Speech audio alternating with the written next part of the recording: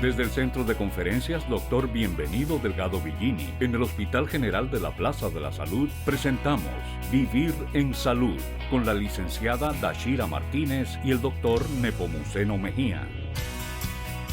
Saludos amigos, bienvenidos una vez más a su programa Vivir en Salud. Gracias por acompañarnos. Gracias, amables televidentes, por permitirnos esta nueva entrega de su programa Vivir en Salud. Esta semana vamos a conversar acerca de la conmemoración del Día Mundial de la Alimentación. Vamos a hacer una pausa, pero enseguida regresamos con el contenido de esta semana.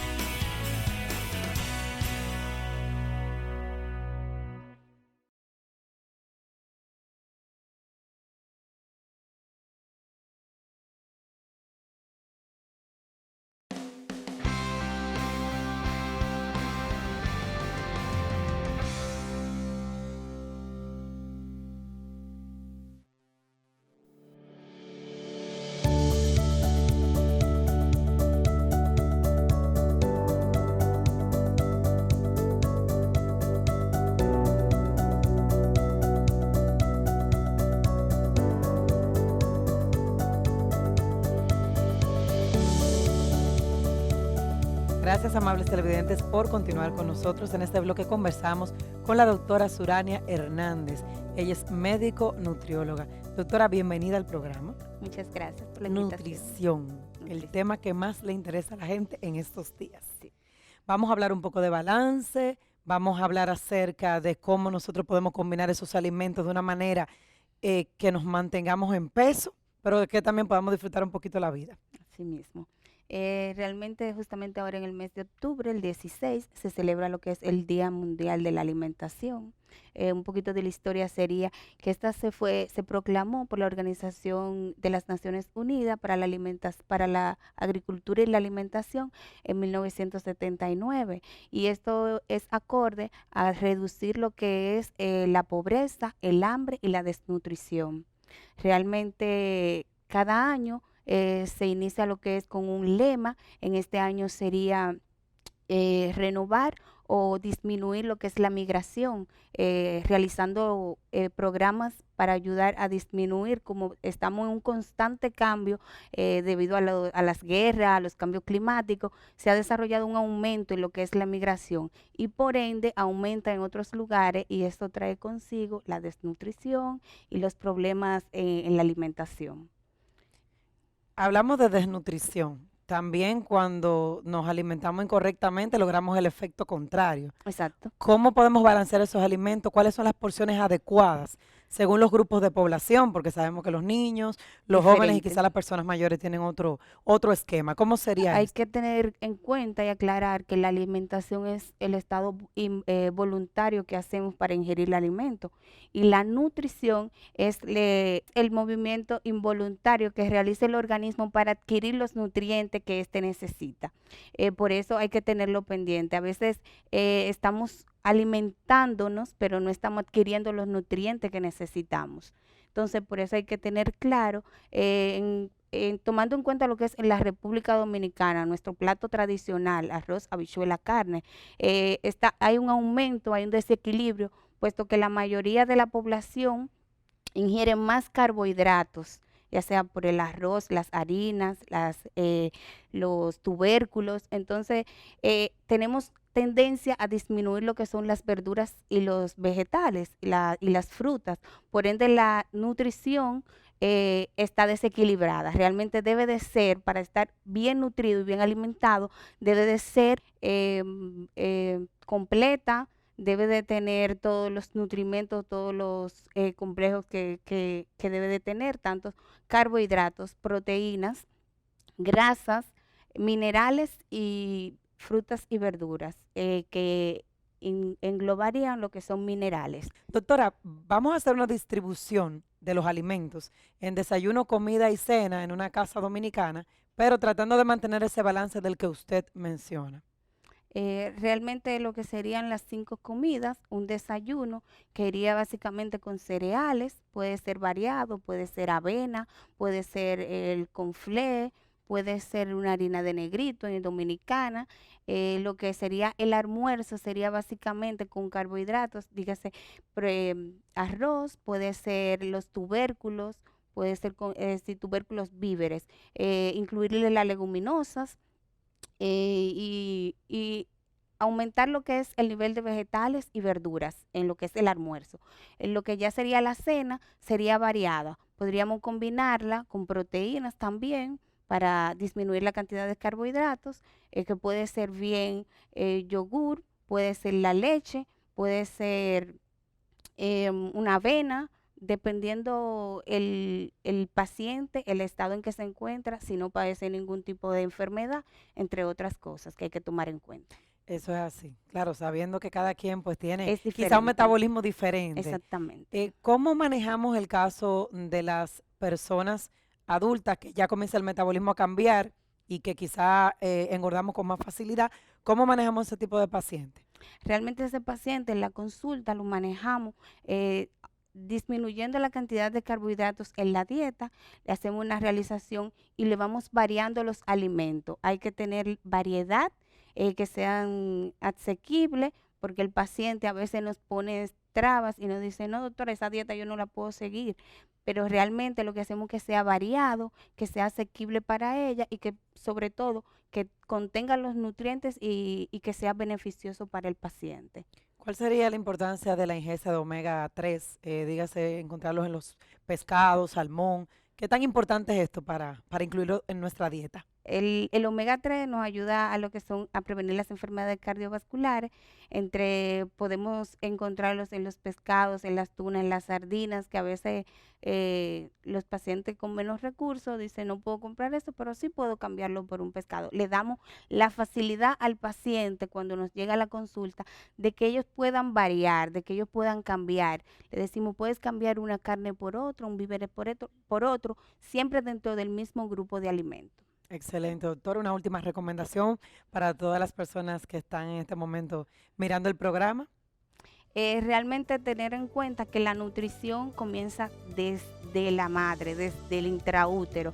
Es decir, que si tenemos una buena nutrición desde el embarazo, en la primera infancia vamos a ser adultos más saludables y con menos riesgos de enfermarnos, que vamos a tener, a combinar lo que es una buena nutrición, una buena alimentación con lo que es actividad física, con una buena hidratación y sobre todo con el descanso, porque es todo un complemento. Muchísimas gracias, doctora, por acompañarnos. Ustedes, amables televidentes, continúen con el desarrollo de Vivir en Salud. Ya volvemos.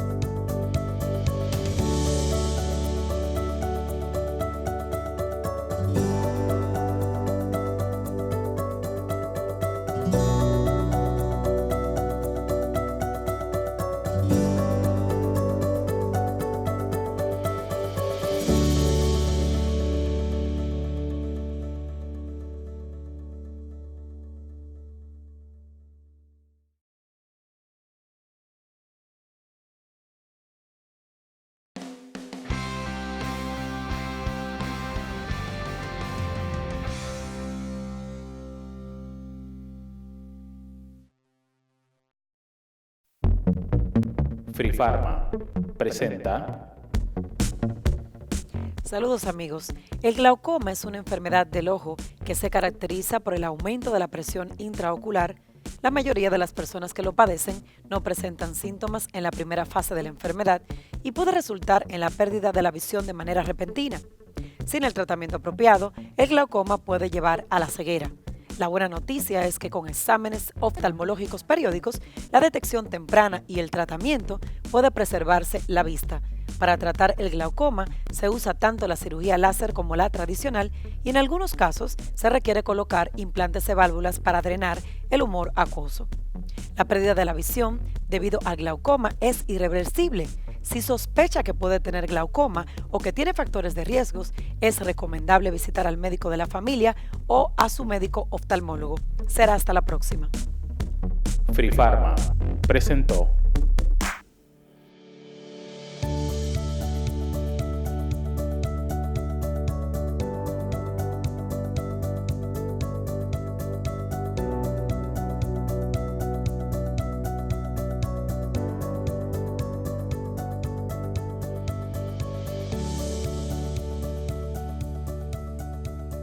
Continuamos, amables televidentes, en el desarrollo de su programa Vivir en Salud. En este segmento vamos a conversar con la doctora Clio Merino, quien es nutrióloga clínica, acerca de la conmemoración del Día Mundial de la Alimentación. Doctora, gracias por estar con nosotros. Gracias, doctor. Conversemos un poco acerca del significado, cuál es el objetivo que procura la conmemoración del Día Mundial de la Alimentación. Fíjese, el Día Mundial de la Alimentación se celebra cada año, el 16 de octubre. Es una iniciativa de la ONU, de la Organización de las Naciones Unidas, a través de la FAO, que es la organización dentro de las Naciones Unidas para la Alimentación y la Agricultura. La misma se está celebrando desde el año 1945 y cada año tiene un lema. Sí. El lema de este año es cambiar el futuro de la migración, invertir en seguridad alimentaria y desarrollo rural. Muy bien. Esos objetivos parecen magníficos, es el esfuerzo, es el trabajo, es el reto. Asimismo, dentro de los objetivos de desarrollo del milenio está contemplado el hambre cero, y todo ese conjunto de medidas y actividades procura, como bien lo dice, mitigar, eliminar el hambre. Pero tenemos unas cifras alarmantes en el mundo con relación a la no alimentación, a la mala alimentación, a la desnutrición. Conversemos sobre eso. Fíjese que eso que usted dice es muy interesante porque a veces no nos gusta ver las cifras porque Sí. no las entendemos, vemos esos números muy altos, pero están. De hecho, Sí. eso que usted menciona del hambre cero es una de las metas del Correcto. Objetivo del Desarrollo Sostenible y es la número 2, Así mismo. alcanzar el hambre cero para el 2030. Correcto. Entonces, por ejemplo, hay varias iniciativas que lleva a cabo la FAO con los países. Ellos tienen actualmente 130 países. Y de estos 130 países, aproximadamente un poquito más de la mitad, como 70, han logrado en el 2015 reducir a la mitad la población que tiene hambre extrema. Pero todavía falta muchísimo porque, por ejemplo, hay 800 millones de personas en el mundo Así es. que sufren de hambre. Y de eso, más del 60%, ¿sabe usted? Son mujeres. Así es. Entonces, hay un tema que llama muchísimo la atención y es bueno que usted un poco nos pueda aclarar eso. Esa cantidad importantísima de personas que tienen hambre, que son mujeres, que están desnutridas, pero por el otro lado tenemos una creciente epidemia de obesidad en el mundo. Se convierten en dos verdaderos problemas de salud pública. Por un lado hambre, por el otro lado obesidad. Y en el camino nos encontramos de que hay información de que se genera y se produce suficiente alimento en el mundo para darle a todos los seres vivos del planeta. ¿Cómo ponemos eso en orden? ¿Qué vamos a hacer? ¿Cómo lo Eso vamos es a cierto. enfocar? Irónicamente, el mundo produce, el planeta, la cantidad de alimentos suficiente para alimentar esa población.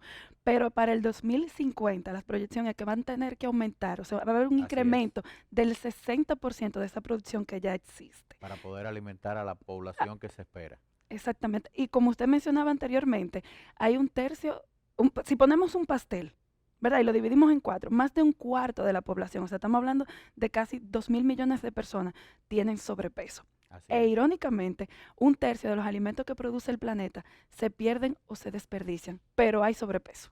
Así es. Cifras alarmantes, muchos puntos a mejorar, con oportunidades que debemos de trabajar para eso. ¿Cómo debe de ser la nutrición, la alimentación en la población que permita evitar el sobrepeso, la obesidad, por el otro lado, tener un valor nutricional adecuado y evidentemente poder tener una vida saludable y prevenir enfermedades? Fíjese, a mí me gustan mucho palabras que han mencionado en el programa, Correcto. que hay que sembrar, que hay que Así nutrirse. es. Entonces, realmente, como mencionaban anteriormente, la nutrición empieza intraútero, pero yo la llevaría un poquito más allá. Empieza desde la selección de la semilla. Correcto. Y eso ahí entra la FAO. Entonces es un proceso largo y ya la parte final, la que vemos, es cuando vamos al supermercado y lo vemos en la mesa. Entonces va a depender de la etapa de la vida en la que se encuentre la persona. No es lo mismo un lactante, ese recién nacido, un niño en edad De preescolar, acuerdo. la mujer en edad fértil Sí. o ya que sea una adulta mayor, el hombre, si hacen actividad deportiva, si hay alguna comorbilidad Entonces, como han mencionado, como ya sabemos, debemos de tener todos los grupos de alimento. Sí. Pero eso se va a calcular y va a depender de la edad de la persona, del sexo, de la talla y del peso que tenga y de los objetivos que yo quiera lograr. Por ejemplo, si yo quiero que esa persona me reduzca el peso, pues por lo tanto tengo que reducir su ingesta calórica Así es. y variarle los alimentos y dárselo en una cantidad que sea adecuada, variada, suficiente, inocua y asequible. O sea, se Sí. presentan varios factores, como usted dice, el escenario es muy bonito, tengo que trabajar con eso, pero ¿cómo lo voy a hacer? Así es. Aparte de que es muy bonito y a mí me gustaría que todo el mundo tenga eso como nutrióloga, a veces tenemos que adaptarnos un poquito a lo que llamamos la realidad, porque el poder adquisitivo no todo el mundo tiene para ingerir lo que quiera o lo que necesite. Sí, Pero yo pienso que siempre hay una manera, porque podemos dar opciones. Aquí cultivamos arroz. sí, Entonces lo queremos como crucificar, pero no es malo. Eso depende de la Claro. cantidad en la que yo me lo coma, con qué yo lo con que combine, lo combine. porque al final necesitamos comer. Entonces no le puedo quitar a la gente el arroz y decirle que es malo o el pan, sino que lo enseño en la cantidad que lo va a comer, cómo lo va a preparar, la frecuencia, la cantidad y esas cosas. Así es, doctora. Usted ha conversado valiosísima información, pero no quiero dejar de conversarlo aquí sobre la mesa 2 puntos: los alimentos altamente procesados y el consumo excesivo de azúcar y sal. Bueno, realmente eso es algo que vamos a decir que está en boga por la facilidad y el estilo de vida que estamos Así es. viviendo ahora. No digo, realmente la recomendación sería que no se consuman por las cosas que vemos que presentan. Sí. Aumenta el riesgo de desarrollar diabetes, hipertensión, Correcto. dislipidemia o colesterol y otras condiciones de salud. Pero realmente sí hay que consumir lo que sea en la cantidad mínima, para no decir que no lo consumamos, porque realmente están disponibles Sí. y vamos a decir que resuelven en un momento ciertas situaciones que se nos Así puede es, presentar a es la que correcto. somos madre o la persona que vive sola o que tiene un horario muy complicado de trabajo. Pero lo ideal sería que no se consuma, reducirlos al mínimo. Y lo que mencionaba de los azúcares, realmente los azúcares simples deben de ser de menos del 5% en el aporte de la dieta. Lo que pasa es que ahora vemos que si el 50 al 60% de los carbohidratos yo tengo que ingerir, pongo un 70 de esos azúcares simples, Así es. cuando debería ser menos del 5. No ingerirlos, pero si lo vamos a ingerir que sea un menos del 5, por el tema de que también están relacionados, al igual que con esos alimentos procesados, predisponen a muchísimas enfermedades. Y ya sabemos que el sobrepeso y la obesidad es una enfermedad y se debe de tratar como tal. No es solamente la parte estética, el que me quiero ver bonito, el que hago mucho ejercicio, es que es una condición de salud. Y si hacemos, por ejemplo, analíticas y vemos los valores, nos vamos a encontrar con una persona enferma, que aunque se sienta bien o diga que se siente bien o que no tengo nada, realmente tiene un proceso inflamatorio. Así es, doctora. Importantísima, valiosa información que yo creo que aclara bastante a nuestra audiencia. Y finalmente, para concluir, recomendaciones, consejos, orientaciones a la población en sentido general, a la clase médica y a todos los que nos están viendo en estos momentos. Bueno, en cuanto a recomendaciones generales, realmente debemos de tratar en la medida de lo posible de educarnos nosotros para poder educar en la casa también. Porque, por ejemplo, si tenemos niños, pues entonces debemos enseñarlos las comidas del día. Sí, Usualmente planteamos 5, pero también en algunos casos sabemos que pueden ser 6 comidas. ujú, Por ejemplo, si es un paciente con alguna condición especial como una diabetes, están las 3 principales: desayuno, almuerzo, cena y meriendas. Y en el caso de ese paciente podría ser una tercera merienda, que esas alimentaciones, como mencioné anteriormente, cumplan esos 5 criterios, que sean variadas, suficientes, adecuadas. Porque fíjense que a veces nos creemos que, o sea, que comemos y nos estamos alimentando. Sí, estamos alimentando, pero no nos estamos nutriendo así es, necesariamente. así es. Entonces, aunque planteamos que la dieta que ingerimos diariamente debe de aportar todo lo que necesitamos, muchas veces no es posible. Porque a veces en el día, si hacemos preguntas o una encuesta, nos vamos a dar cuenta que las personas no ingieren necesariamente todos los días frutas y vegetales, Sí, aunque les gusten. No siempre lo no hacen. tienen la posibilidad muchas O veces. la razón que sea, o el Sí. tiempo de ir al mercado, o de lavarlo en la Correcto. casa, aunque lo tengan. Entonces, es una buena opción usar los suplementos también, aunque se supone que la dieta me lo debe de aportar todo.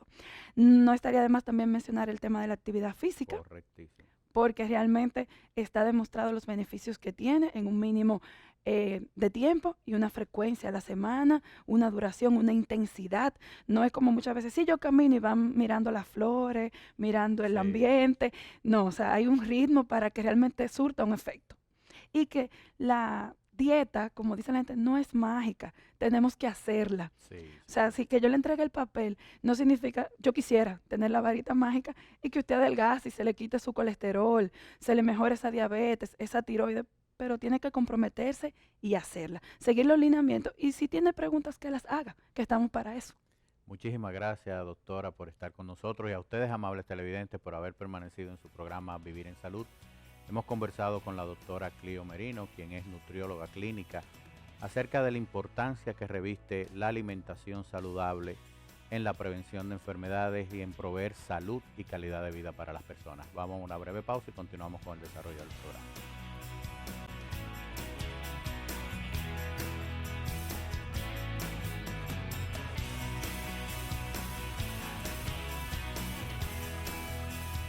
Gracias, amables televidentes, por habernos permitido llegar una vez más a sus hogares en una entrega de su programa Vivir en Salud. Recuerden que para ampliar estas y otras informaciones pueden visitar nuestra página web www.hgps.org.do o seguirnos a través de las redes sociales. Hasta la próxima semana, amigos. Hasta la próxima.